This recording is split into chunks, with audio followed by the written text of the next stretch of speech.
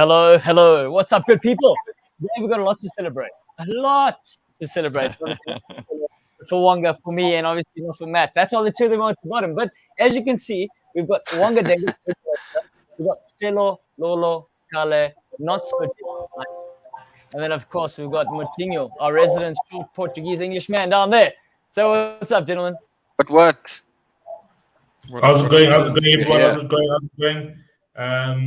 I actually didn't even know. Matt, how did your team play on the weekend? I actually didn't even know.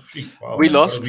It wasn't as memorable as your own loss.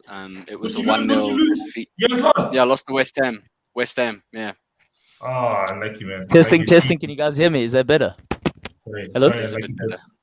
Okay. The London power is shifting, Oaks. The London powers are shifting. Just letting you guys know that.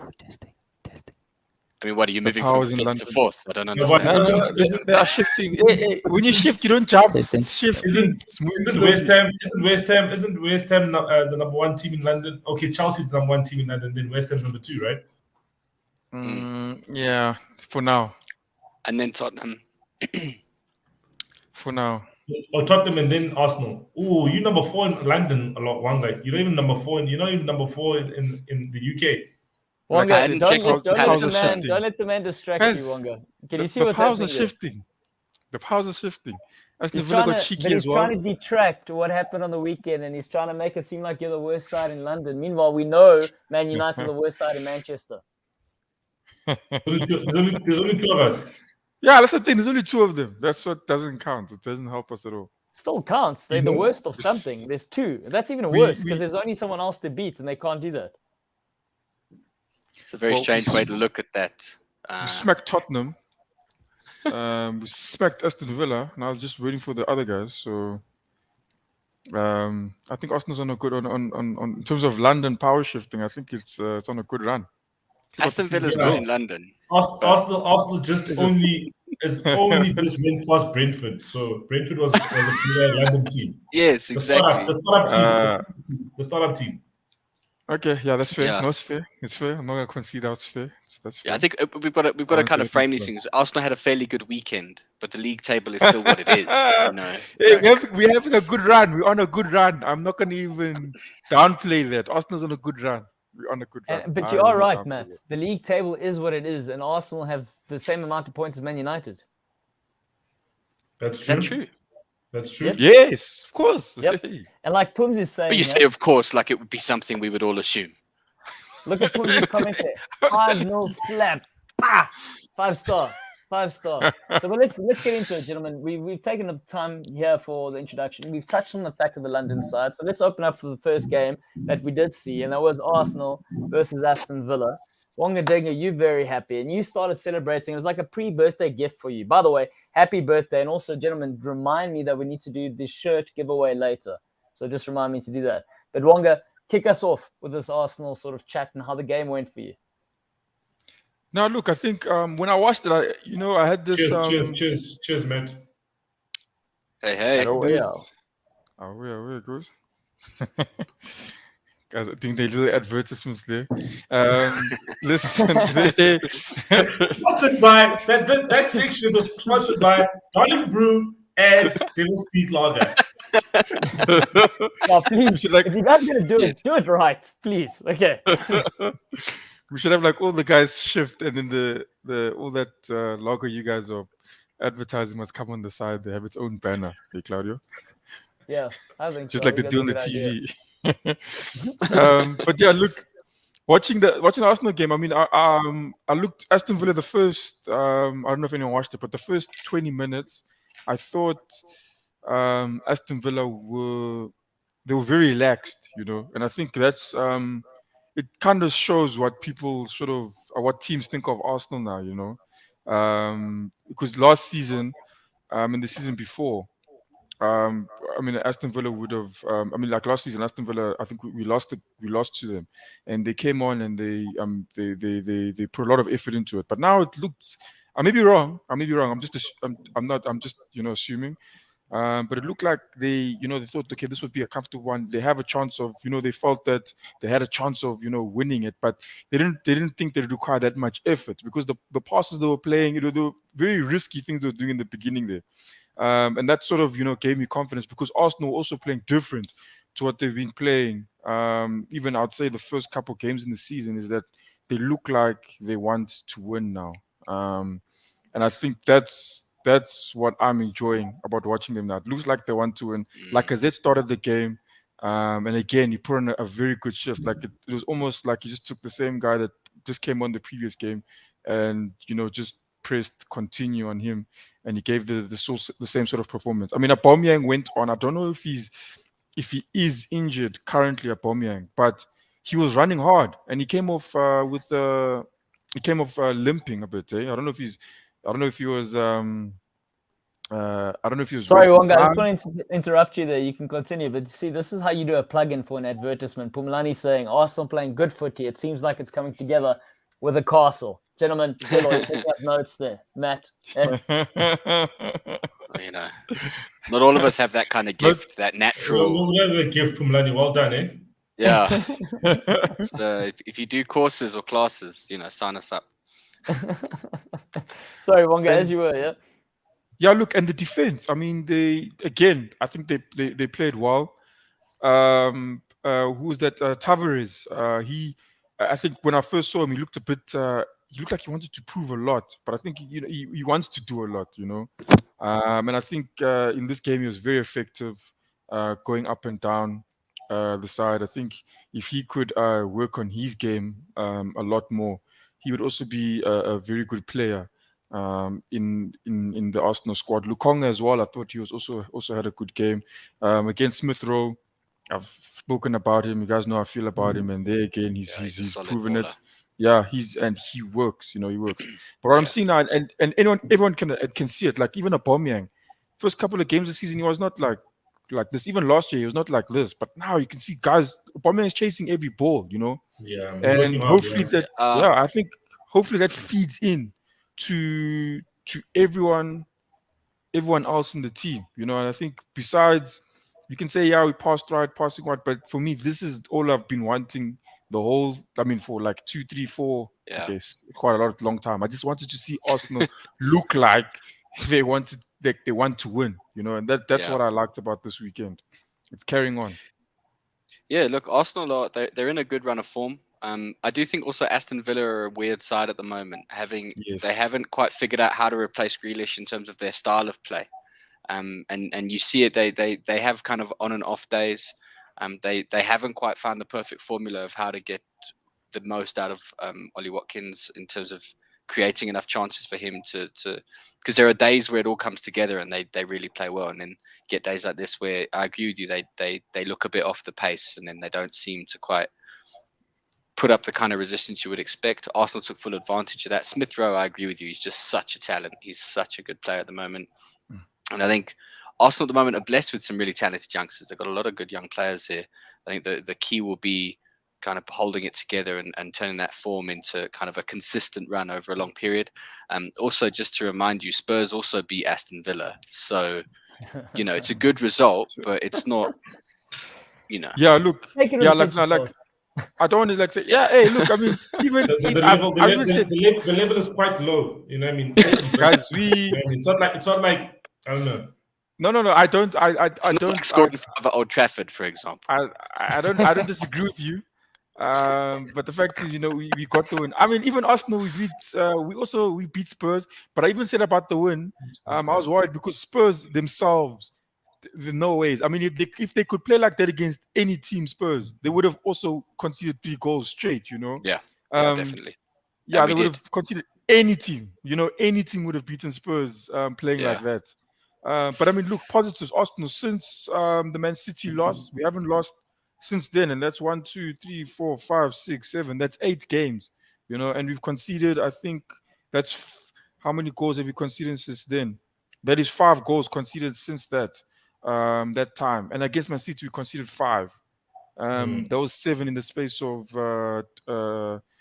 2 games. You guys are doing better. But For all those definitely. who play fantasy football, Smith Rowe is a steal. £5.4 million. I have in my team. I have him. If you guys want a steal, that's the guy you need to have. Yes. Yeah. What do you guys think about? I mean, you touched on Aubameyang. Obviously, new lease of life. He's scoring goals now. Lacazette, we can see he's playing for a new contract. His next move, he's trying to get as much as he can.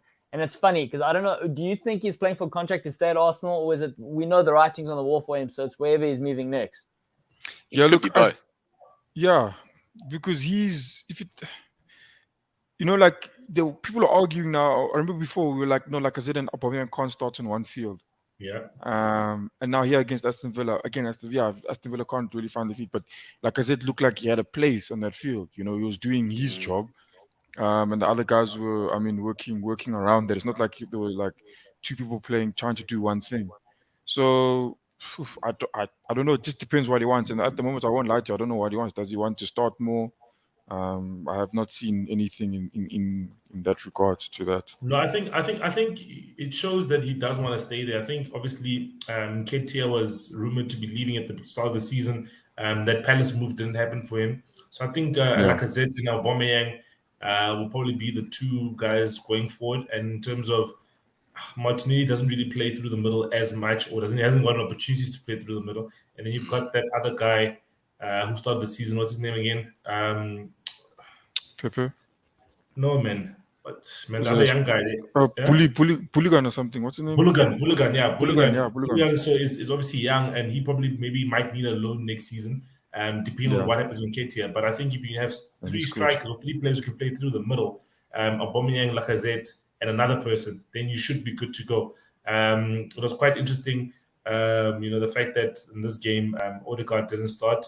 But I think obviously you just need to also rotate and give other players a chance. Because obviously in the last game, he tried that 4-1-4-1 formation against Palace, where it did well in the first 30 minutes of the first half, and then Palace, overpowered you, even though you disagree with me. But I think that Palace were overpowering you. But this game, I saw the goals. There were some nice goals from Arsenal. I think they knew that it was your birthday, and they had to give you 3 goals. Yeah, no, I agree with that. I think, but I mean, look, again, I think even with the Odegaard not starting, for me, what I'd like to see as well, it's not. I don't think I'm going to see it anytime soon. But I think once we see this, once we see an Arsenal where, like the back four, we know what our best back four are. We know Aubameyang up front is probably the best guy. But once we see a team that Arteta can play consistently and probably give us, like everyone knows that no, this team's probably going to get us a win. I think then we've passed the hurdle, because if you look at your teams, like we've said, there's the top guys, the Liverpool, like even Manchester United don't know their best. They've got good players, but they don't know their best 11. The Chelsea that's one way of putting it. Chelsea know it, Liverpool know it, Man City know their best 11. I think Pep Guardiola is probably the one guy that rotates a lot. Don't fall into Claudio's traps, man. Don't fall into Claudio's traps. I think we've got. Jason says, "Well done, Wong. A great performance. Nice intensity from the players." Yes, and then exactly. Says you'll probably be lethargic this weekend and lose. So don't get too. No. What we say. No. Look, yeah, but you're playing Leicester this weekend, so you gotta watch out, eh? Yeah, but we're playing less games than everyone else as well. So that's why I doubt it will be that lethargic. I mean, we don't have Champions League. We're just playing in the FA Cup and the league, League Cup, and then the Premier League. We've got less games. Only this weekend now we've got a double week. So yeah, maybe that's the thing. But Leicester as well. Come on, guys. Leicester concede. We know this. Arsenal scoring. Arsenal don't concede. I think Leicester will be the ones that also have to be a bit wary as well.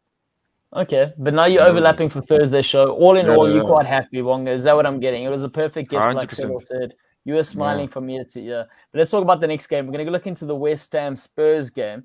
And I know we've got a couple of guys all waiting for the teaser, the nice, I wouldn't even say dessert. It's like a mixture between the main meal and the dessert. So we're just going to talk starter here for the time being. West Ham Spurs. Matt, tell me what happened here and how does this thing go wrong? Because when we're looking at it, we've got the Portuguese Nuno Espirito Santo is struggling. He's struggling to get these guys rolling. What's going on here? Yeah. Look, I don't know, man. I mean, I don't even know what Tottenham are at the moment. It's like honestly, like I talk about us beating Villa. That game, it was quite gritty. We had to like really work it out. It wasn't a great performance, but we managed to find the goals. Then other weeks where we just can't string together passes. We're just slow in the turnaround. There's no intensity. And this was a weird game because we started. If you look at even just look at the stats. Tottenham started with a lot of the chances, a lot of possession and stuff. But even then, it didn't look incisive. There was one or two really nice moments. I thought Lucas had quite a good game in the first half. His movement was really nice. There was a couple of slick chances, a lot of good interplay between him and Son. Going forward, Kane didn't look too bad. His defensive work, obviously, there was a lot of question marks about where him standing still for the goal, which obviously is unfortunate, I think. And then in the second half, I think I saw the stat we didn't have a shot on target, or possibly didn't have a shot at all, which wouldn't surprise me. I didn't get to see the whole second half. I was sort of on and off, so but I didn't see a shot, and so it was just one of those frustrating ones. And we've had a few like this season where it's kind of, you can see we've got the players on the field who should be able to do the job, and just for whatever reason it's not clicking. They're not getting there. Oof, sheesh. Tough question, Jason. What needs to change? Is Nuno the right guy? Do you cash in on Kane and rebuild? Kane not looking great. I agree with you. Kane's not looking great. A lot of questions, eh? Well, he's not looking great in the league. Do you cash in on him? I mean, the other side of that sword is is anyone still going to come in for 100 million for Kane at the moment? Newcastle.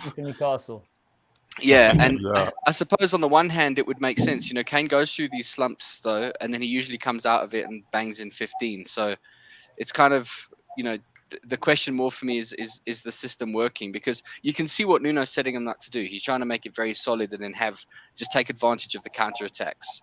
And the problem we're having at the moment is that we're not finding that gear. When we are getting the turnaround, the intensity is so poor.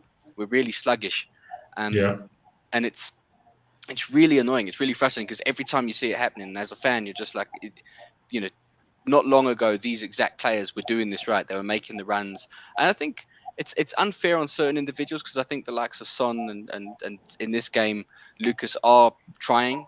Son's intensity is always there. He's always looking to make something happen. We're perhaps over dependent on him at the moment, just kind of unlocking every door.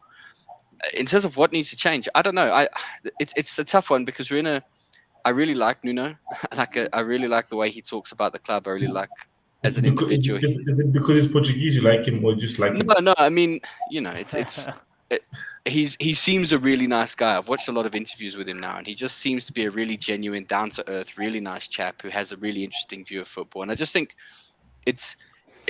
which is nice for a Spurs fan because it was really easy not to like Mourinho because he was so abrasive and he was really kind of harsh on the players. And he's doing it again already at Roma. It's his style now. He used to have this 3-year cycle, and that cycle's getting smaller and smaller. I think his next job, which will probably be Newcastle, it'll sort of last 2.5 days. He'll walk in all smiles and walk out having murdered John Joe Shelby. But I think it's nice to have a manager that I think seems to be a genuinely decent person. But at the same time, the results aren't quite getting there, and the plan he has is not quite clicking. And maybe he's not the right man for the job, but Spurs isn't Newcastle, so who would we bring in to replace him? All of the managers who would probably have an instant impact are not going to want to go to Spurs.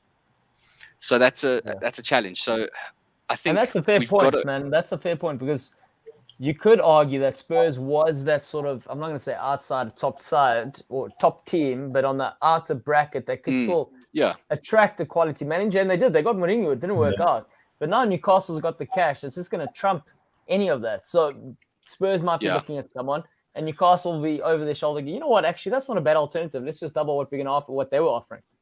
Yeah, I think there's a couple of clubs who are in that position now. Spurs, if Everton end up walking away from Benitez, they'll have the same situation on their hands. Arsenal, to an extent, if it doesn't work out with Arteta, who would they attract to replace him? So I think all of us are in this situation where, good. Yeah, I remember when you were saying it wasn't so good. I'm old enough to remember when you didn't like Arteta. All right, we're good now. We're good. We're good. They're besties now, Matt. You don't see them hanging out there in North London. They're busy outside of Martard Lane.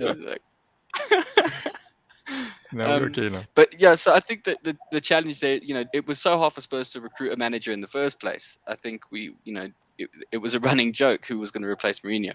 If we got rid of Nuno now, we'd get Ryan Mason back in. I think it would give us an initial bounce, but it isn't a solution for the entire season. Things are bad. Yeah. Look, I think, does it not all stem down to the fact that and I've said this before, but it's the Kane, it's the hanging on to Kane because they beat City, they were on a high. It was the dream start for a new manager without their star player. Okay. The guy comes back in, and all of a sudden the wheels come off the wagon. Yeah, it does sometimes feel like that because there's moments where he seriously looks not bothered, like his movement's a bit off. Then there are flashes of it, the stuff, when him and Son do have a bit of interplay and they do create chances for one another where it sort of looks really exciting again. You think, wow, they could actually do some fun stuff here. But I think those whether or not it was worth holding on to him I think we're only really going to be able to answer that question at the end of the season because we're going to have to see what Kane actually does when he does get his head out the funk. At the moment, I wouldn't want to be in Nuno's shoes. I think it's a very difficult situation he's in to try and turn the side around in terms of getting the intensity up. And if some of that is down to the system he's choosing to play, then that's a discussion they need to have behind the scenes. That we've got Paratici in now, supposed to be the director of football. Hopefully, they're having these discussions at a high level in terms of strategically what do we need to do to get the team firing. Because individual players aren't necessarily playing terribly. There's some good performances from and I talk about Son a lot because he's my new hero, but Højbjerg is also not having a terrible season. Oliver Skip has had some really good performances. Tanganga was having a really good season, then he sort of fell off the rails a bit with a couple of bad performances, hasn't quite found his way back. But even the likes of Eric Dyer and Sanchez have been playing some good football. And guys, you remember last season, you remember me talking about them not having enough, but they've also had some good performances. Romero's come in and he's kind of hit the ground running. Emerson Royale had a shaky start, but he's also starting to look the business. So I think we should be performing better than we are, and it just seems to be not adding up to what it should. And how that gets fixed, I don't know. All I could say is it's a very frustrating watch as a Spurs fan at the moment. It seems like it's going to be an up and down season for Spurs. You know what I mean? I think last weekend, great performance against Newcastle. Slow start, obviously, with conceding the goal, but once they got that equalizer, they just looked like they were going to score like 4 goals. You know what I mean? And that first half was quite clinical in the way they came back, and then they had 3 goals in the first half, which Kane got back on the score sheet. It just looked great. Everything just Lucas hit the post, the header. You know what I mean? So you guys were just playing well. And then now, I thought the momentum was going to carry on into this game, but then now obviously it's dipped again. Which is unfortunate. And there's maybe something to be said for that because Spurs basically changed the whole side to go to Europe. And I know it's the Conference League or whatever, but there's a lot of talk about momentum. So they switched up the whole side. They went away and they lost. We lost 1-0 to Vitesse, and to Vitesse on and whatever they're called. That's right. And so the players who played on the weekend, most of them didn't play midweek, and then it changed again. But I wonder if we don't need to start thinking about the momentum thing and kind of saying, well, look, it's not a competition we necessarily wanted to be in, but we're there, and we're going to keep derailing ourselves if we send out the B team, have a bad result, and then shuffle the deck again for the weekend. I think maybe they just need to kind of commit to letting Kane play as much football as possible till he shoots himself back into some form. Letting Skip and Højbjerg just partner one another in midfield in as many games as possible until they're also just defending and creating that kind of that synergy that was been working really well. Because I think we were on a bit of a high after the Newcastle game. Not that it was again a vintage performance. I mentioned it last week. We got kind of lucky towards the end. There were still those Spurs mistakes that creep in, but it was kind of an uplifting result, because we came from behind. We looked really sharp in attack, and I think maybe to carry that on, maybe we should have played a few more of the first teamers in midweek, and maybe that would have, who knows, it might not have made a difference on the weekend, but we can't go from having a relatively good result against Newcastle to being so kind of impotent at West Ham. It was very frustrating. And like I said, I just don't know what Spurs are, other than heartbreaking. But let's go back. I mean, you got the results against Newcastle. You did play West Ham, and West Ham currently sitting 4th. And I think Pums is touching on the fact that they are a hard side to beat. They did come off the back of a good season last year. You spoke about momentum, and I was carried over now. David Moyes. You see, the thing is, Claudio, is that the West Ham in Europa League are playing with 75% of the guys who played on the weekend. So that momentum that he's talking about, they have it because they play weekend Sunday, Thursday, similar players. Okay, now they've qualified actually because they won 3 games in a row. Now they've qualified for the next round of Europa, and it's the momentum to talk about. And I think it definitely plays a part. You know, I'm looking, Claudia, like even with that thing, I'm looking at these teams. Only Liverpool. I'm looking at Liverpool and West Ham. It's the only teams I see here in that, so like let's say top 4 bracket. That's obviously, so I know I see Chelsea, Man City, Brighton, they go draws. Tottenham, also Man United. As soon as they've lost one, the next game is either a draw or a loss, and then they come back if they. But that first loss, it's sort of starts something. So Matt, I think, does have something there. Yeah. Man City played against just the thing like Man City. You know how well they're playing. 2 good teams though. They play against Paris Saint-Germain, they lose. Then they come to Liverpool, and then they end up drawing 2-2. But yeah, I'm not saying anything, but I'm just looking here and I guess, every time I see sorry, I think this over. All I was trying to say, guys, I was like, maybe we're overlooking. We know Spurs is having a bump. They're having a bumpy ride at the moment, and it's understandable. The hangover from a lot of the players. A lot needs to happen there. A lot of investment, obviously, spent on the stadium. So it's unfortunately, whether the Spurs fans like it or Matt, do you like it or not, it's going to be a work in progress. What I'm saying is where West Ham currently are now, and we've seen a sort of David Moyes that arguably Salah would have liked to have seen at Old Trafford, one who's owning the seats, owning the position. And it's almost like the club is molded to him like a velvet glove in a sense, where he's got his chosen players. You speak about the momentum carrying over because he played the same team, but that's the mentality he always had at Everton year after year. He knows how to do his thing and he knows how to do it well. So what should we be expecting from West Ham from that perspective? That's kind of the angle that I'm getting at. Do we think they're going to have the legs to keep this going and actually be in contention for a European spot? And on a European spot, definitely, but maybe a Champions League spot is what I'm getting at. I think like last season, the challenge they'll have is squad depth. They fell quite late on in the season due to tired legs, not having enough rotation.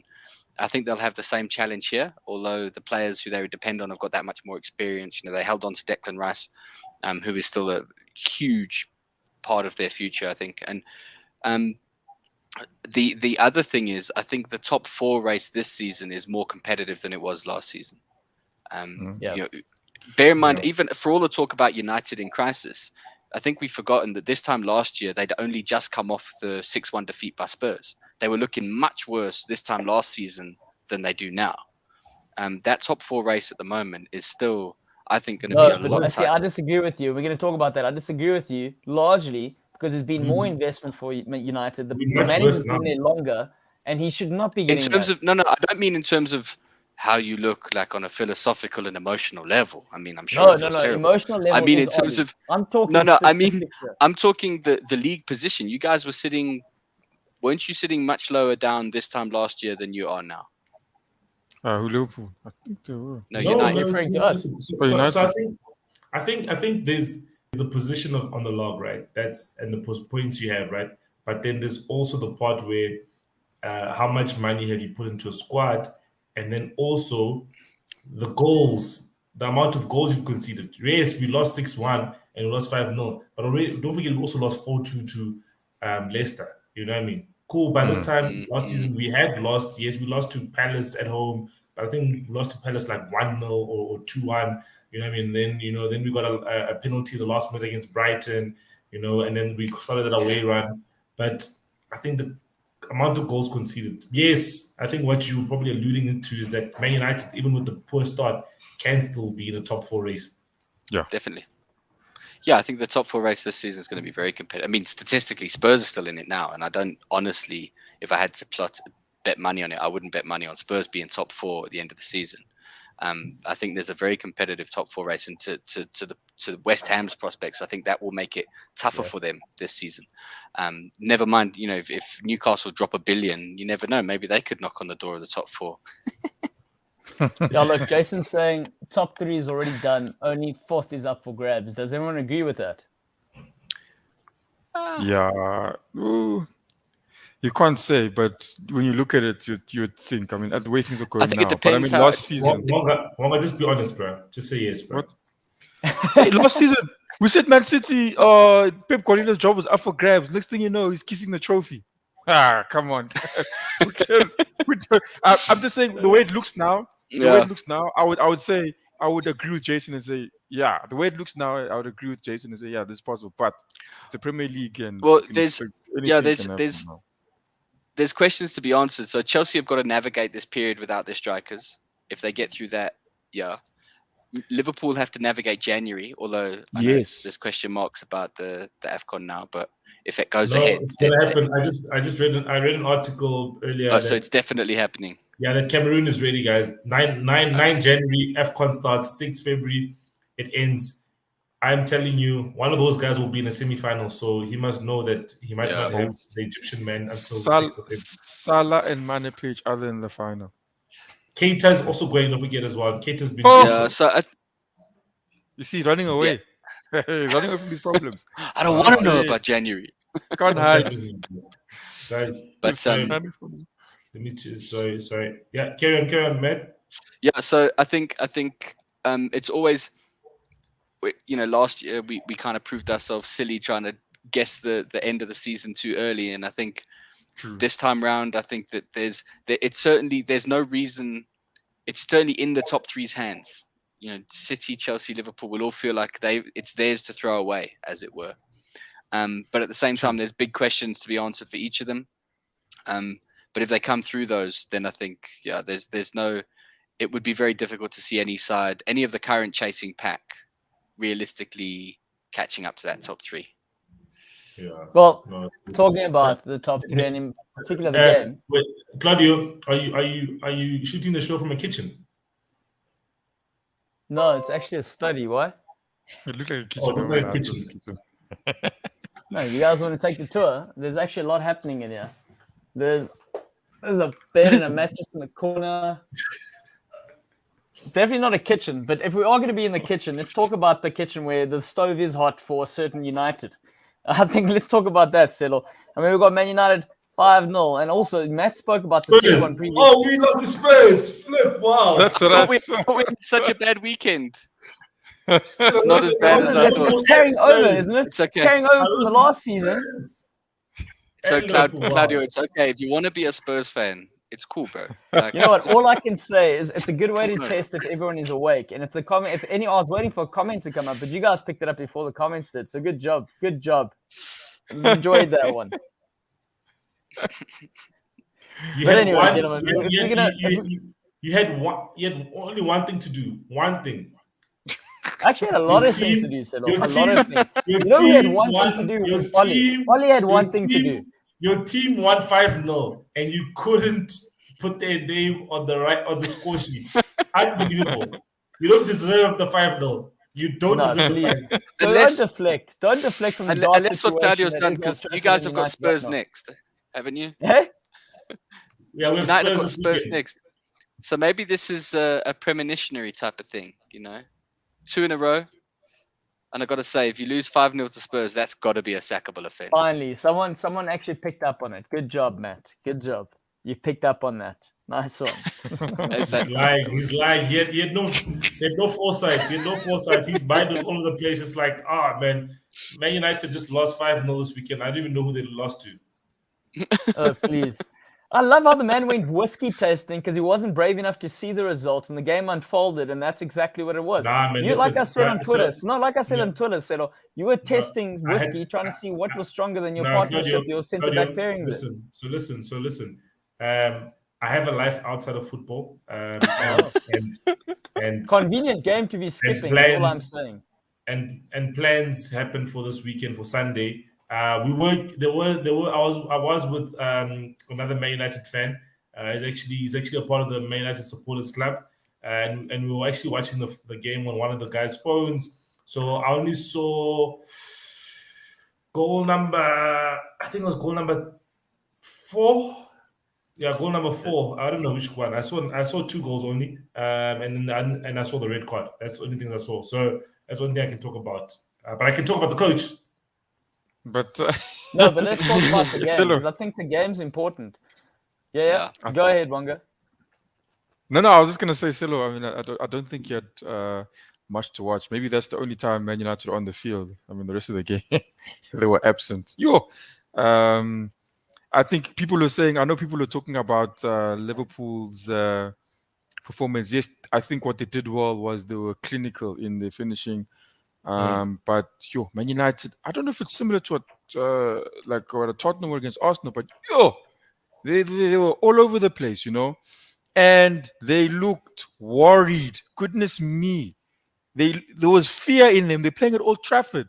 It was very different to that second half they had at Atlanta. The second half at Atlanta, they were fired up. I think they installed fear in the opponents, but when they played against Liverpool, when their first goal went in, I think it went in quickly. I think the players even saw it. I think Maguire, and I mean, now if your defenders are worried about that, you could see it as soon as that first goal went in. Everyone's worried. Halftime 4-0.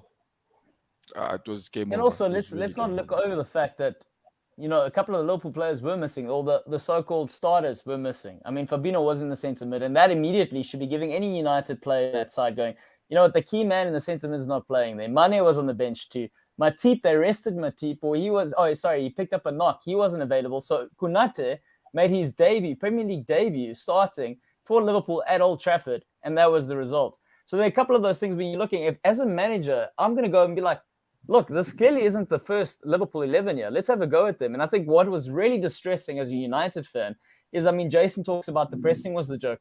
They were all over the place. And, when you look at this, you've touched on the fact Maguire looked terrified from the onset. You had Lindelof and Maguire running into each other. And again, this epitomizes everything Selor's been saying to date in terms of United looking disjointed. They've got players that were all about, the big moments. They got big players going forward. They're not too bad because they got a player. They got Ronaldo who can do something within a second. Maybe Fernandes can do it. But between the midfield, between the defense, between everything else, it's completely disjointed. They literally separate sections. It's not a team. And when you look at the pressing, Jason, brilliant point to bring that out, because the first goal is completely pressing. Apparently, Ole was saying before the game, no, they want to press. But now you've got very emotional. We've spoken about the emotional side. Ole playing Rashford, who hasn't been starting. You're playing Greenwood. When you've got players you spent big money for, but now going, cool, we're going to press. And you can see these guys haven't been taught how to press. They don't know, basics. This is stuff that Nick can come onto the show and teach guys how to press, showing which way to force the keeper to kick the ball. That's not happening. You've got Wan-Bissaka. That first goal is it's created because one player commits the wrong way. Wan-Bissaka then overcommits, and then it just gets played in. It's just easy 1-2 football from there. And that's for me, is the most shocking thing from all of this. And then the worst part is that it's 3 years into his tenure, Ole, and nothing's changed. You've also got now the players within the squad that are turning on him, which is also right. Look, I'm happy about all of this. It sounds like I'm painting the picture where I'm defending United.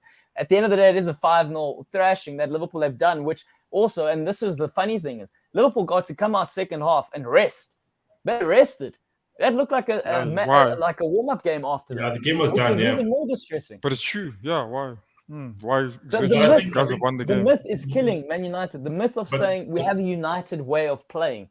Let's back Ole. That is killing the club. That is killing the players. And the players are also speaking up now. They're not happy about it. There's a divide within the squad. And that's what I've busy reading. And you, Selo, you can touch on the fact with regards to Ferguson wanting to defend Ole and give him another shot. I watch a couple of fan channels, two main fan channels, and I think the overarching theme that you realize in Man United is that because Ole Gunnar Solskjaer is a cult figure in terms of that 99 goal that he scored in the Champions League final, he has gained favor and he's gained some sympathy from fans. You know what I mean? But you need to separate the footballer, Ole Gunnar Solskjaer, smiling assassin, best super sub ever in the history of the Premier League, and the manager, Ole Gunnar Solskjaer. Those are two different people. And he gets fired. He's still a cult hero in terms of a footballer. That his managerial career will not take away from what he did as a player, but he is not the person to take Man United forward. And I think the writing has been on the wall. Paul Scholes said after the Atalanta game that Man United were too open in that first half in the Atalanta game. You know what I mean? Atalanta had some good chances. Yes, Man United also had some good chances, but Atalanta scored 2 goals in that first half. And then Leicester scored 4 goals at the weekend. So what were you expecting if you've conceded 4 goals, 2 goals, going to a game against one of the best attacking teams in England? You're not prepared. You're not prepared. Yeah. Rather be difficult to break down, and then maybe go for it. You know what I mean? Now you're playing this weird. Also, he's come up with this weird formation that he's come up with. It's called the 4-2-4 formation.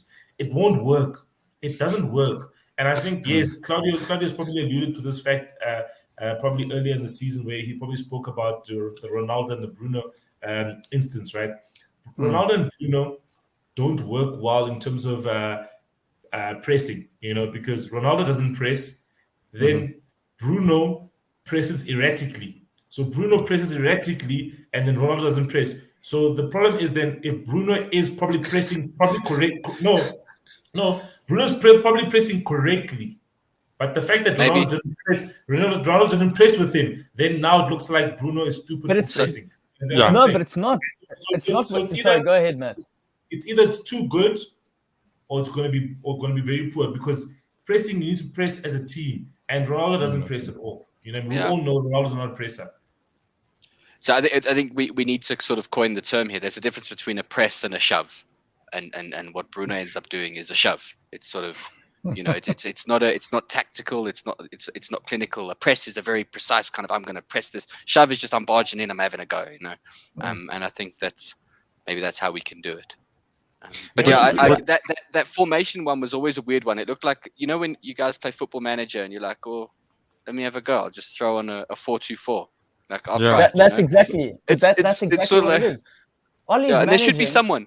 Like this is a football. One of these fan guys out, one of these fan TV guys out there, they would literally do a better job with the squad because they're more tactically adept than what this is just by playing manager. That's the difference. Yeah. This guy's so emotional.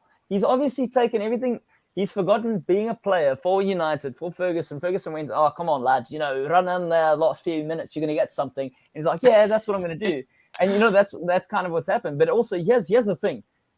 Mourinho, there was all that shit they gave Mourinho, right? And you know what? At the time, Mourinho was facing a Liverpool, a club. Liverpool were on the surgeons. And it frustrated the living hell out of me every single time Liverpool would play United. And I knew Liverpool were better. We all knew Liverpool were the better side, but we weren't getting results. Why? Because the Oak knew how to set up the team. He didn't have to have the best players. He knew how to deny them space and give Liverpool, make them think of doing something else, and they couldn't do it. And what did he do? He walked away with the results. Now you've got a manager in Ole going, you know what? After, by the way, getting criticized the whole week by all the pundits, all the former players, his own Paul Scholes, Carragher, all those guys saying, listen, buddy, you can't be doing this. And he did it, and he got shown flames, and yet he's going to get given another opportunity. And I'm happy. Yeah. I'm all for it. What I have always been saying about Man United is that, I think that the biggest problem with Man United is that from the top to the bottom, we're not run in a way that a football club is supposed to be run. A football club, I'll look at a model like an Ajax, or look at a model like a Dortmund, you know what I mean? Or even look at a model like a Man City, where you actually have football people. Man City, when they got money and so on and so forth, they didn't have the right people in the right places. And then they got Barcelona's execs that were busy with Barca when Barca was doing well. And they came to City with Pep, and they could actually run a proper football club. And they identified, you need to get this player, you need to get that player. Their development is looking better now. It's a football club. It's run well. It's all about results. It's not about the money. Man United is great at making money, great at making social media interactions. We don't fucking care about social media interactions. I don't give a fuck. I don't give a fuck if you've got 100,000 followers on TikTok or 100,000 impressions on TikTok. Claudio worries about that stuff in his day job because he's trying to make money. Man United, you shouldn't be worrying about impressions on TikTok. What you should be worrying about as Man United, you should be asking yourself, how is Man United performing on the field? Is Man United challenging for the league title? Is Man United challenging for the Champions League? Those are the two questions you need to ask yourself as a director of Man United. You need to ask yourself those questions. And bloody hell, Joel Glazer's busy in Dubai trying to buy an IPL cricket team. What the fuck? Your biggest asset is fucking burning. You know what I mean? So I think Man United, right now, obviously, I would have thought that by the time I'm on this show, I would have been at least looking forward to a different manager who's got pedigree. You know what I mean? Sometimes also some Man United fans say, no, Conte, if he comes in, he's a short-term solution. He'll probably be not the right person to take the team forward. Yes, he'll be a short-term solution, but at least he's a proven winner. That guy has won with Chelsea. He's won Inter Milan, Juventus. Yes, he's not been great in the Champions League, but he's won league titles with every single club that he's coached at. And I think let's just take the short-term wins that we might get with such a manager, and we'll probably lose out on the long-term wins because that's what sometimes you lose out on. But I'd rather have a manager that at least knows what he's trying to do, because Ole Gunnar Solskjaer does not know what he's trying to do, and he keeps picking his favorites. Yeah, favorites. There's no. You can't pick McFred. Guys, have you ever seen Harry Maguire bench? Have you ever seen Bruno Fernandes bench? Have you ever seen McFred bench? You guys played Maguire when he was clearly not fit. He was injured. You see, you'll wheel him out in a wheelchair. You know. Even what Scholes, you know what Scholes. The funny thing about Scholes said about the Atlanta game, he said, okay, yeah, that if they had played that against if you have to do it against Liverpool, they were going to get punished. Against Liverpool, Man City said they were going to get punished. He said first half they would get punished, and he also said that McFred and McTominay, he's like even if he was playing in a system like that, he said he said he doesn't think you'd be able to even cope with something like that. So now you're putting McFred and you're putting McTominay there. And you've heard now people are actually, now they're saying, look, people are even asking now, is Fred bad, or is he just not too sure what he must be doing on the field, you know? And I think that's Marcelo, you've spoken about that before. Fred is such a better player for Brazil. And you see him in the correct system and he looks like a world beater. Yes. You see him in United and he looks like a Sunday Liga. Because he played with Casemiro or Fabinho in the midfield for Brazil. He's not the one who does the 6. He's the one who does. So Fred is similar to a Kante, right? He's a guy. So Kante does not play as the guy who's right in front of the defense. Kante tries to break up play higher up so he can get the ball, pass it to the more creative guys, and then he can touch the ball. That's what Fred is good at. Fred is good at pressing, tackling, being tenacious, higher up the field, get the ball, pass it to players who can pass the ball better, and then you know what I mean. But now you're trying to play him at the back, at the guy to get the ball from the defenders. That's not his qualities. But Ole Gunnar Solskjaer doesn't see this. There's a problem. If I can see it, why can't you see it? And other fans can see it. But to be fair, look, I don't think. I'm going to go back to the emotional part of what Ole is. There's a huge part of him where he is a bit of a fan. He's a romantic when it comes to football, and I think he's getting caught up in all of it. Whether or not he's a good coach or whatever, I don't think you got to remember where he's come in now. You've got Van Gaal, who historically, I mean, he's one of the legends of recent football, right? As a manager, tactically astute, knows what he's doing in training sessions. That's what the players were used to on a training day to day. Then Mourinho comes in, another student of the game, arguably revolutionized football at the time that he came in and his success came in. Also, methods and techniques, obviously he was hard, but there was that offness, that sour taste where the players were able to have conversations with the board, and that's crept in and all of that. Now you've got Ole. You always say it, week in, week out, vibes United. You got the guy. Tactically, he's nowhere near on par of any of these other guys. So now the players also comparing him to that. And apparently there was something that was said that leaked out where on the goals that he conceded against Leicester, he asked him in the dressing room and he said, he literally asked players, why are we conceding so many goals? And they said a lot of them are going, and they turned the question, they said, well, because of you, buddy. That's why we're conceding these goals. So there's an expectation where he's going, these are professional footballers. I don't need to coach them. I just need to manage them. And at the end of the day, it takes a strong. And also, let's not forget the fact where the point that I'm trying to throw in here, the romanticism part, where he's getting caught up in everything else that he's hearing as well. The things that the fans are saying, the things that pundits are saying. He shouldn't be doing that. He shouldn't give two shits about that. If he was strong in character and had conviction as to what he was doing, he wouldn't even be bothered doing that. And now he's losing the dressing room. And once we know you've lost the dressing room, where are you going from there? Yeah, I think that I wonder something Selo said made me kind of think as well when he was talking about the short-term wins and stuff. And I wonder if the challenge at United at the moment is that, what Ferguson did was so special, and so kind of iconic, and it became so synonymous with the Premier League as a whole, but United as a club as well. And I wonder if they're so keen to try and rebuild that long-term project that they are overlooking short-term foibles. Because every United fan you talk to will say, "Oh, but remember, Ferguson was 3 games from the sack." You know? Yeah, but that was in 1986. That was a different time. And Ferguson had done something that another manager never did. He won the Scottish League and broke up the Old Firm. Like what's this? Yeah. You know, he won. He came with pedigree. He won 2 Scottish titles and won the European Winners' Cup, the Europa League of then. You know what I mean? Yeah. At least he exactly. So he was a proven winner already. So there was. It's not the same comparison, but people are doing it anyway. People are making that comparison in the hope of this kind of it'll work out all right, and in 20 years from now we'll all go, "Oh, isn't it great that we held on to Ole?" And I just think that, like you said, there's maybe a short-term solution where you can bring in a manager who's going to maybe shake up the squad, have 2 good seasons, get some silverware in, remind the squad this is how you win stuff.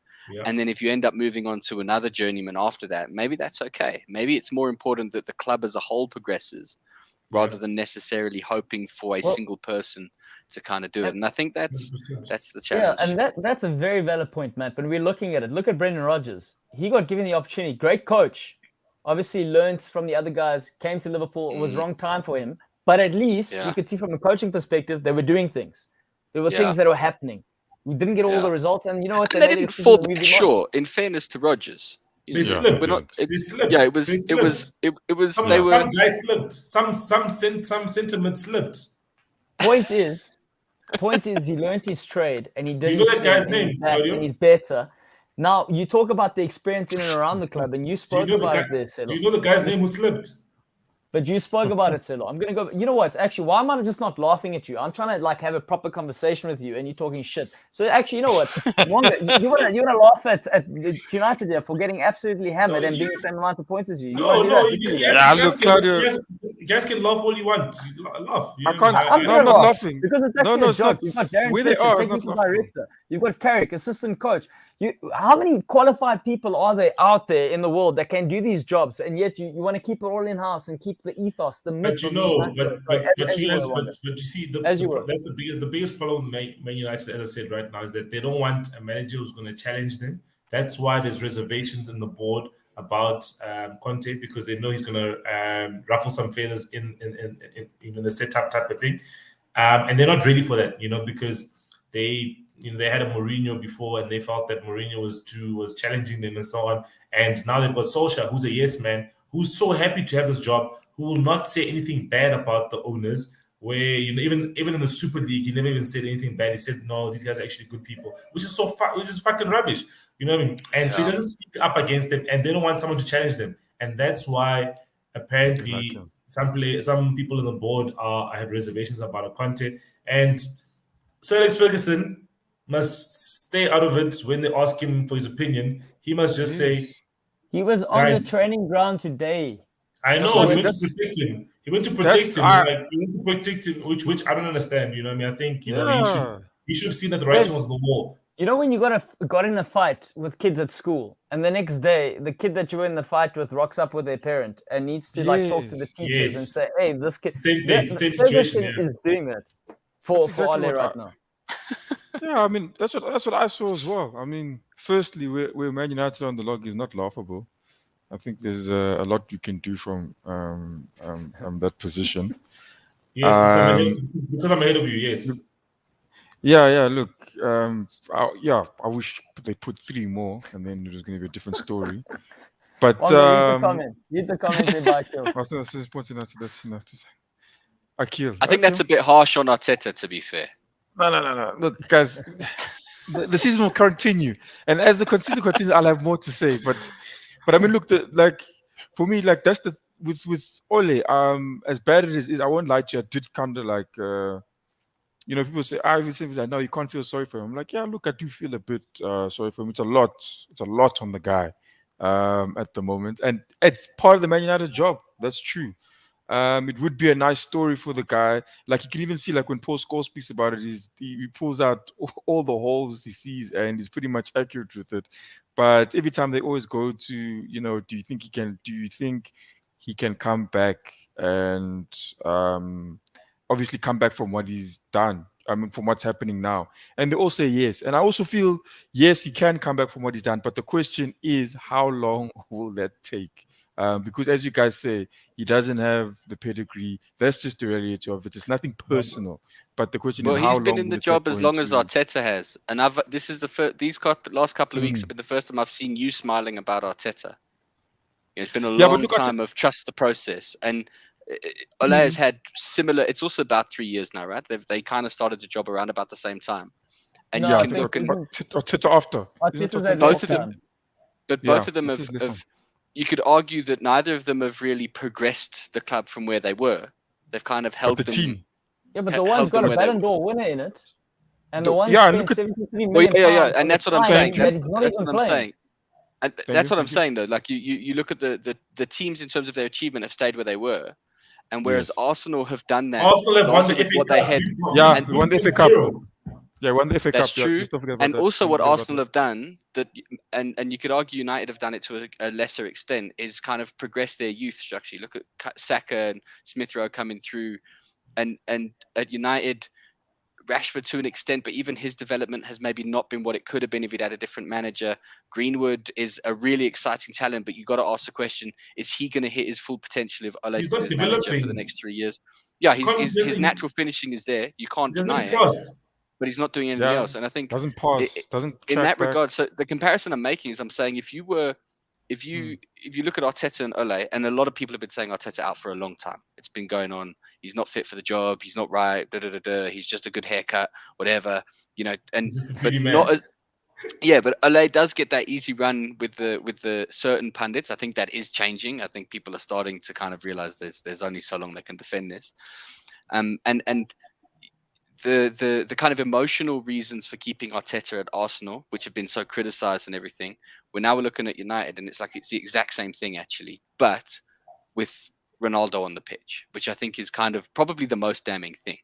Kind of, that you can't turn that squad into being something that's a little bit formidable is probably not a good thing. I think What are they just saying like there? Uncle Drew's saying there. A fellow Spurs fan is saying that Nuno deserves to be sacked if he loses to United and keep Ole in the job. He can't take the torture anymore. Can you take the torture, man? Like I said, I don't know what Tottenham are at the moment, so I just don't know which version of Spurs is going to pitch up. I could see us doing another 5-0 against you guys, and equally I can see us losing 5-0. So I just don't know. I agree with you. I think if Yep. Yes. No, go ahead. No, I mean if we lose to United and we end up sacking Nuno, I wouldn't be overly surprised. I just worry about what we'd get in, because Conte's not going to come to Spurs, so it's not like we'd have that option. We'd end up with Eddie Howe or something. So I don't know. Yeah, and I just want to comment on what Uncle Drew was saying here. He said, so Ole spent over 400 million, to the point after 3 years there's still no discernible style of place. What is increasingly clear is how poorly coached the team is, and I think that for me, by halftime, was it. I was like, this guy's done. There's just nothing to keep him going still. And then, even despite the face that Fergie was pulling on the day, has still gone to bat for him. So let's see what happens from that perspective. But gents, I just want to talk to the Liverpool side. We need to remove the romanticism of Ole and stuff, and look at it and critically and ask yourself the question: is Man United a better team to what they were last season? Yes, other teams had issues. Chelsea had their issues, Liverpool had their injuries, and only City were probably hitting their straps. But still, you still got the points against the other teams around you, and other teams were doing well. Leicester were doing well, West Ham were doing well, but you still got the points around those teams, and you still finished second. But you've regressed. If you've regressed from last season and you've brought in 3 world-class talents, that even one that you don't even use, who's actually a better winger than the other person who doesn't even possible, then you have to ask yourself the question: what is the manager doing? He's supposed to progress. but you're going backwards, and nothing seems to change. And the management and the support staff, the coaching staff is also not good enough. Yeah, and just on that note, from the last thing from a United perspective, Akil saying Arteta is the better coach than Ole. Is a better coach than Ole, but the difference in quality of the squad has kept Ole's weaknesses hidden. Yeah, I think we can't disagree with that. I think it's a better Vibes point, FC, man. Vibes FC. Gents, from a Liverpool side, I mean, Salah's come in, yet to agree a contract. He obviously has the interview unscheduled by his agent, or scheduled by his agent, not really made aware by the club, saying he's happy to stay at the club, but it's not in his hands. Very convenient. He then becomes the first player to score a hat-trick at Old Trafford. And now suddenly the asking price in his contract's gone from £400,000 a week to £500,000 a week. What? And obviously scores the most goals as an African player. Breaks another record, 10 consecutive goals for Liverpool. He's on fire right now. And I think if we're going to look back at it, by this time, people are probably going to say he's the greatest ever African player to play in the Premier League at some stage when he's finished. But what I want to ask you guys is, from a Liverpool perspective, I know Wonga said throwing the money, but what does it do to a club like Liverpool and possibly to a squad if they give this player this sort of asking price and give him the cash that he wants? I don't know. You see, the money thing is such a made-up nonsense in football, because it's always, every year we hit a new high watermark in terms of what's a crazy figure. Like 100 million is a ridiculous figure for players, but it's been spent more than once now. And I think there's question marks around, is he worth that much money? Which, again, as we've discussed before, if you've got the money and he's doing the job, and then pay it to him. Liverpool's challenge is they're not actually as wealthy as sides like Chelsea and United, and the problem they've got is they probably can't put that wage structure together, because if they put him on 500, then it's only a matter of time before Mane and a few other players are going to be like, hey, if he's on 500, I'm worth at least 480, kind of a thing, and then before you know it, you're in trouble. So. And we've seen squads do that before. Historically, it happened to Leeds. It happened on a smaller scale, size like Portsmouth, where they bring in too many players on too much money, can't keep it up, and then it all collapses. So Liverpool have to understand what their wage structure is, and they have to have a grown-up discussion with him and say, look, the offer is what it is. And if he wants to go to Newcastle and get that money, he's going to have to do it. But I think it's kind of the question isn't so much, is he worth that money? It's for me, it's more, does Liverpool have that money to spend on playing staff? And if they do, why wouldn't they give it to him? And if they don't, then it's not even a question. But it has to be a squad level question, because you can't have a situation where a single player earns so much more than everyone else because of the disunity it sows. You'll end up losing your other top three players, and it becomes this whole knock-on effect. And I think that the question as to whether Salah deserves it, on the one hand, is completely moot, because at the moment, I mean, if he wants $1 million a week, you should give it to him. The guy's phenomenal. There's nothing he can't do. Whether or not he'll still play that way post signing the contract is maybe something Liverpool should consider. And if that's what's motivating, maybe promise him 500k, but tell him it's only coming at the end of the season, and then at the end of the season be like, oh well, it didn't work. And then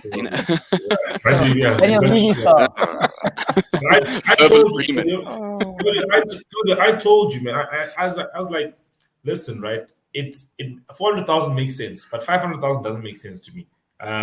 We saw that at a club like Man United, where Sanchez came in and a Martial and a Rashford said, hey, but I play better than this guy and he earns more than double what I earn. Please give me half of what he earns. And that's what happened. Martial and Rashford got half the salary that that guy was getting. But if you think about it, he was earning like 500,000 pounds a week. You know what I mean? That's ridiculous, where the next highest person was at 300,000. So now you've got this huge ass gap between your highest earner and then guys who are actually playing better than that guy. Cool, maybe in this situation, obviously, it's different, because actually Salah has proven himself in the club, whereas Sanchez was from outside the club. So I say, a 400,000 pounds, get on the phone to LeBron James and say, hey, LeBron, can we just use some of your money there at Fenway to just pay this guy, and let's just pay him the money. I think he's also a Nike athlete. Pay him the money. He has a Nike club. Go call Oregon Nike and say, guys, we just need to pay Salah this much. Can't you maybe just up his Nike sponsorship money, just to keep him at a Nike club or something? Just find a way, guys, because I think the level that Salah is playing at, guys, is guys. I think Like it's phenomenal, guys. You know what I mean? I think definitely it's something it's special. it's a you know, a Ballon d'Or type level of form, and I definitely feel that he does deserve like a £400,000, but not a 500,000, but a 400,000, and maybe you can get a Van Dijk to a 300,000 and a Mane to a 300,000, you know, and a Henderson to a 250. That I agree with, but not 500. I think at the end of the day, I mean, of course, I wouldn't. I mean, if Salah leaves, I mean, I wouldn't cry. But I think with Liverpool, if you've got I think if you're managing a team, you need to have policies.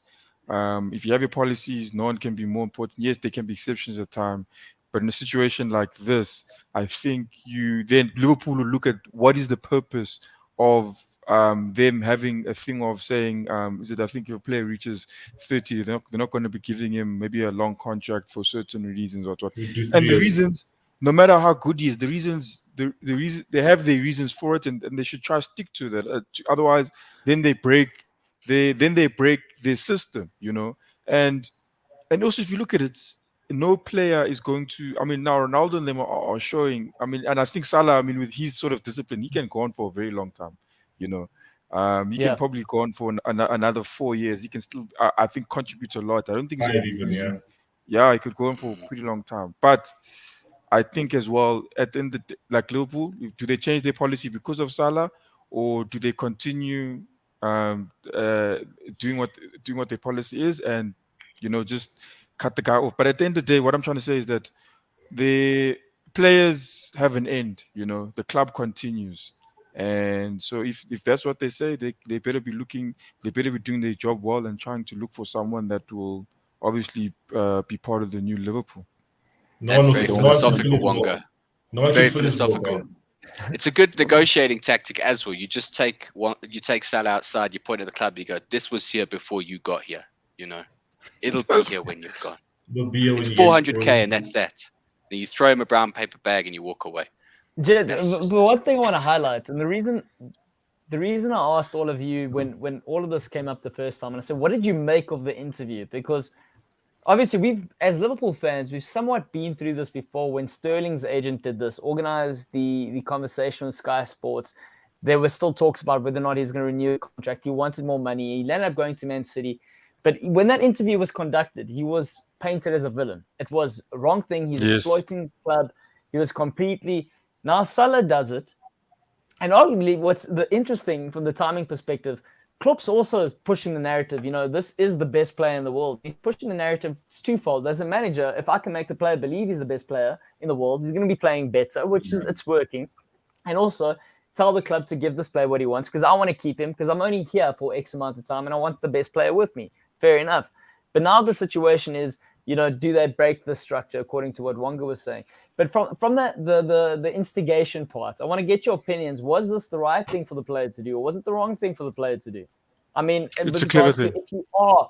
When you're looking at it now with another lens, was it something genuinely for the club, or was it? And I mean, Pum says 500 a week now shows the player is selfish, and I found that very interesting that within a week the asking price jumped from 400 to 500.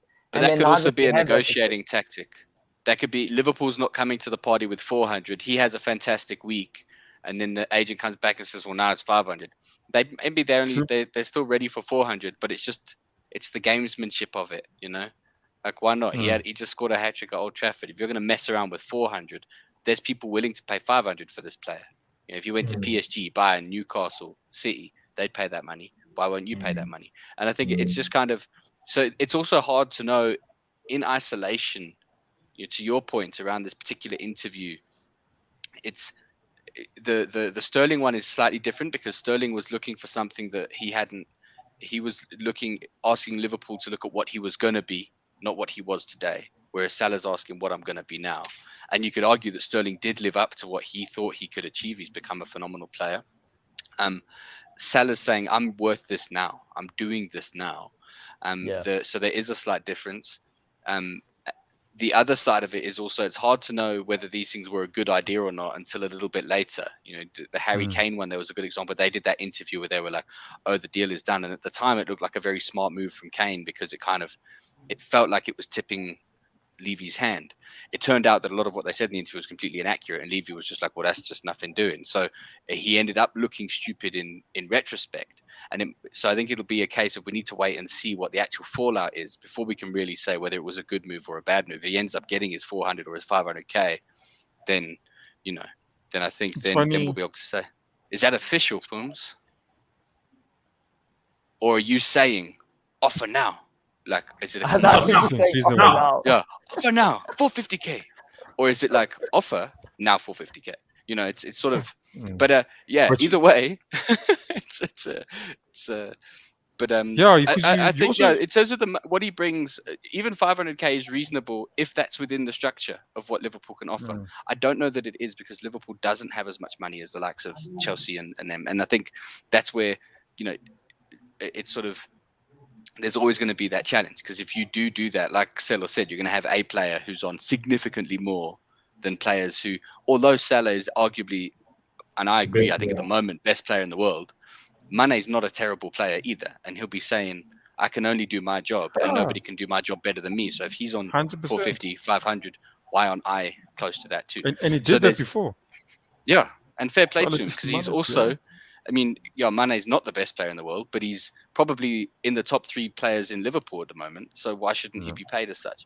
And, so you will create those kind of challenges. But maybe they could do that deal with Nike. You never know. Just get all the players to tattoo the tick under their eye. Extra 100. Wonga, what did you want to add there? Oh no, I just wanted to say that obviously when they also you don't want, obviously I'm pretty sure part of it is the club don't want to be like be looking like they Salah, we bow down to you, yes, yeah, take this, they've also got their foot to stand on. But I think they're going to show that, look, we are bigger than you, you are here, not we are behind you, you are in us, and I think they're trying to also show that. So yeah, I mean, come on, you can't. Part of the family. No, that's exactly what. I mean, yeah, definitely that's part of what's going on there. But it's the game has changed. This thing of people, the 30. That's why I say Liverpool must. I think at some point, it probably will be soon, they will change this policy of 30 years old, because it's changing now. Guys are prolonging their careers and Salah's a player that looks after himself. He's not gonna fade. Anytime soon. I think he's still got another 3-5 years. I think Liverpool need to revise their policy in some way, because I think it's time to let go of a player like Salah because of a policy like that that's been there for how long now. I think they need to revise it. Just after that, Wonga, Akil saying Arsenal did the same with Aubameyang. He was on fire, and the club gave him what he wanted. We all know what happened afterwards. So he was replaced with a clone and disappeared for a year. Yeah, you see, but there's a lot. Arsenal, Aubameyang. Yeah, but you see, they gave Aubameyang that salary, then they take away the guy who's feeding in the goals as well. The whole team plays now differently, I don't think it's just Aubameyang's salary that was, because when Aubameyang came in there, when he came in there, he was firing. Why is Sam only joining in now, man? Yo, wow, bro. And I mean, that's a fine, Sam. That's a fine for you. Look at. Gentlemen. Okay, it's that time. We need to announce the winner, right, for the T-shirt. So how we doing this? I will show you now. Give me a second. I just need to share. Are there any warm balls that we have to take out? Like like in the Champions League. The cold. There's rumors. Why are they warm? I don't know. They're warm. Listen. Oh, match fixing. They say there's match fixing. There's warm balls you take out and you feel it's warm, and then that's how Man City always gets rubbish group opponents. Oh, that makes sense. Okay. Yeah, well, there's no warm balls on this show. Speak for yourself. I've been sat here a long time. So yep. How are you doing the giveaway? I'll show you now. He's going to literally spin this. He's going to spin. I'm sure he's going to spin the thing in front of our eyes. Maybe it's a virtual spin. Now he's left the show. Oh, hectic. That was dramatic. Maybe he's going to appear in someone's living room and give them the T-shirt. True. Abracadabra. Yeah. That'd be pretty impressive. The winner's just going to fall asleep and then wake up wearing the shirt. Oh, goodness me. Unbelievable. Now he's back. Hey, it's supposed to be Arsenal gents, fan. no. So new machine, things haven't all been set up. Anyway, I think we're good to go now. Hold on. Okay. Yes. Okay. Can you guys see the screen? Holy Yeah, shit! yes. What's going on there? Yes. This is Inception, gents. You're seeing behind. This is like the behind the scenes. like a room with 10 Can you mirrors. see the screen now? It's only because I'm Yes, using we one can. screen. Okay, Yes, we can can. everyone see Okay. it? Yes. Okay, you ready? Yes. Okay, 3, 2, 1. Go. Is there no sound? Son of a. Who wants to take a guess? There's meant I to be say sound, booms. but anyway, keep going, I guys. Build up say the night. lady. Oh, Booms. Booms! oh, Oh, my God. Mandla. Oh, Only my Arsenal. God. There we go, Easy. gentlemen. Mandla the Arsenal man. Yes. Arsenal, yeah, Manchester of Arsenal, man. Yeah, Manchester. Yeah, it's obvious, Mandla. This is our week, boy. This is our week. This is our week. This is our There we go, week. Pums. You were pretty close. Congrats, Mandla, on winning yourself a limited edition family tee That's from doing, Goal Mandla. Lounge. Gentlemen, you want to say congrats? Come on. Yeah, Well well done, done, well done. Well done, Ghana. Well done, Manja. Went to varsity with them, so well done. At least someone. Oh, nice. So I can give you the shirt and you can pass it on. Maybe swing over there with the Darling Brew. You see now, this guy. It's already. Precious of the world. All right, That's gentlemen, fun. final thoughts. Okay, my final thought. Well, it's not a thought, but yeah, maybe something you guys can think about. Arsenal. I don't know if you guys go on the social media of your teams and stuff. You see on their birthdays, they usually post out. I don't know if your teams do that, but on Arsenal they post out on the guys' birthdays, and they say like, "This is Lundberg's birthday. Happy birthday Thierry Henry. Happy birthday to all those guys, even the recent ones." And Mesut Ozil didn't get a message this year. But did Most Gunnosaurus? Did Huh? Gunnosaurus say happy birthday to Gunnosaurus Ozil? get his message.